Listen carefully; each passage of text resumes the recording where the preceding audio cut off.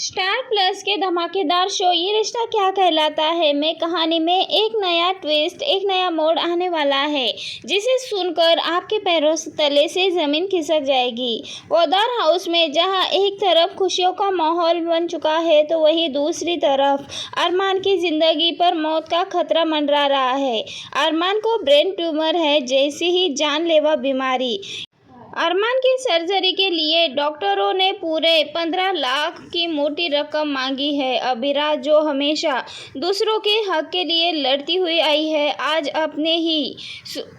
वो अपने ही सुखपाई के लिए मोहताज हो चुकी है। वो कोर्ट में जो भी कैफे से जुड़ा केस लड़ रही है, किस्मत का खेल ऐसा उल्टा है कि वो एक एक करके सारे केस हारती जा रही है। वो रात भर सोचती है लेकिन अरमान के सामने खुद को मजबूत दिखाने की कोशिश करती है।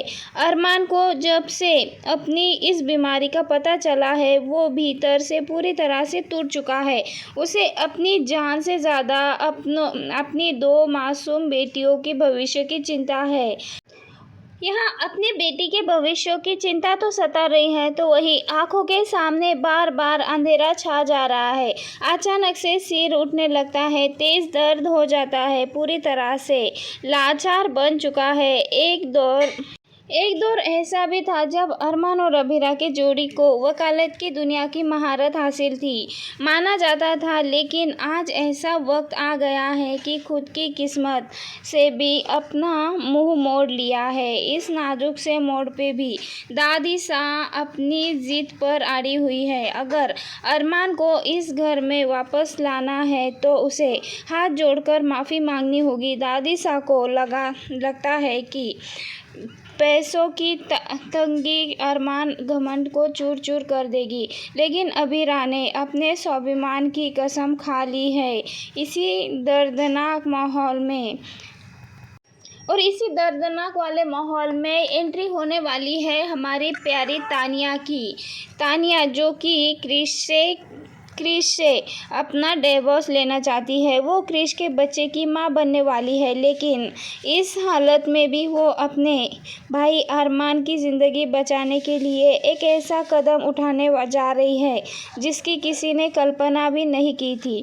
तानिया जो मुक्ति और मायरा लेकर उस गैरेज में पहुंचती है जहां अरमान और अबीरा अपनी दोनों बेटियों के साथ बहुत तन्हाइयों में नजर आ रहे हैं। मेज पर रखी अरमान की मेडिकल फाइल पर पड़ती है जिसे खोलते ही पता चलता है कि अरमान को ब्रेन ट्यूमर है। ये सच जानते ही तानिया की आंखों में से आंसू आ जाते हैं, उसका सैलाब बहने लगता है। वो अपने पेट पे हाथ रखती है और सोचती है कि एक तरफ उसका आने वाला बच्चा है और दूसरी तरफ उसके भाई की ज़िंदगी। तानिया को अच्छी तरह से समझ आ जाता है कि भाई भाभी को इस वक्त पैसों की सबसे ज़्यादा ज़रूरत है और दादी सास कोई भी मदद नहीं करेगी। तानिया बिना एक पल गवाए अपने तलाक की वकील को फ़ोन लगाती है और वो उसका केस कब अबीरा पोद्दार को सौंप देती है। उधर अबीरा जब अपने दफ्तर में बेहद परेशान बैठी होती है तभी उसे ये केस मिलता है। और वहीं दूसरी ओर जैसे ही अबीरा इस केस को पढ़ती है तब मन ही मन सोचती है कि आखिरकार तानिया क्रिश भैया से तलाक क्यों ले रही है। उसे वजह तो नहीं पता, लेकिन वो भावुक हो जाती है और शुक्रिया अदा करती है कि केस के ज़रिए शायद उसे अपने पति की जान बचाने में कोई रास्ता मिल जाएगा। अबीरा बिना कोई वक्त गवाए सीधे वकील के काले कोट में पहनकर पोद्दार हाउस पहुंचती है। आंगन में जा खड़ी होती है। इन्हें देखकर दादी सा को लगता है कि दोनों हार मानकर दिशा से माफ़ी मांगने के लिए वापस आ गए हैं। दादी सा तुरंत ही आगे बढ़ती है और बुलाती है, लेकिन अबीरा आगे बढ़ के दादी सा से कहती है, इस भ्रम में मत रहिए। झटके में ये सुनते ही दादी सा को बड़ा झटका लग जाता है तो यहाँ पे तोड़ देती है। तब अबीरा साफ साफ कह देती है कि अरमान अरमान इस दिशा से कभी भी माफ़ी नहीं मांगेगा। ये यहाँ माफ़ी मांगने के लिए नहीं आया है, बल्कि अपने क्लाइंट तानिया पोद्दार से मिलने के लिए आया है। डिवोर्स नोटिस लेकर आया है मिस्टर क्रिश पोद्दार के नाम पे।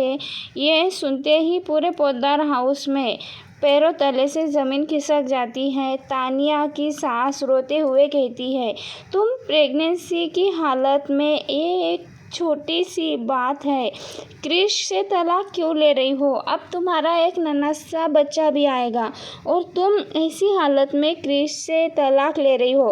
तब यहाँ पे तानिया जवाब देती है कि मुझे हर हालत में अपने बच्चे के बारे में सोचना है, अपने बच्चे के लिए जो सही है वही करना है। सबके सामने तानिया कह देती है कि मैं अपने बच्चे की परवरिश खुद कर सकती हूँ। अगले दिन अदालत की कार्यवाही शुरू हो जाती है, जहाँ क्रिश भी खुद को एक वकील के नाते कोर्ट रूम में खड़ा पाता है, लेकिन सामने अबीरा मजबूत दलीलें दे रही होती है। तानिया के हौसलों के आगे क्रिश की एक नहीं चलती। ऐसी दौरान तभी तानिया जज के सामने खड़ी होती है और कहती है कि हर महीने मुझे 15 लाख की भरी एलिमनी चाहिए। मुझे एलिमनी की मांग रख देती है तानिया। तभी अबीरा के मजबूत बहस के आगे तानिया के हक के फैसले सुनते हैं और क्रिश को ना चाहते हुए भी पेपर्स पर साइन करना पड़ जाता है। तानिया का असली मकसद सबको कोर्ट से बाहर आते ही गुपचुप तरीके से एलिमनी का चेक अबीरा को सौंप देती है और कहती है कि ये पैसे भाई अरमान के इलाज के लिए है। इसी रकम से बिना किसी देरी अरमान भाई के ब्रेन ट्यूमर की सर्जरी कर लीजिए।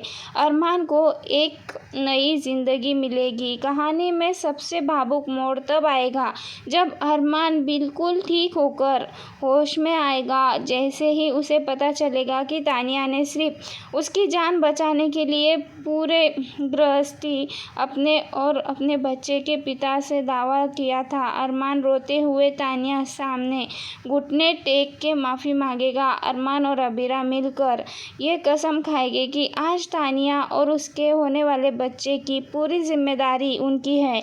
अरमान उस बच्चे की परवरिश करता हुआ नजर आएगा, सगे बच्चे की तरह ही करेगा। अपने तानिया के बच्चे की भी परवरिश, वही सम्मान की ज़िंदगी देगा।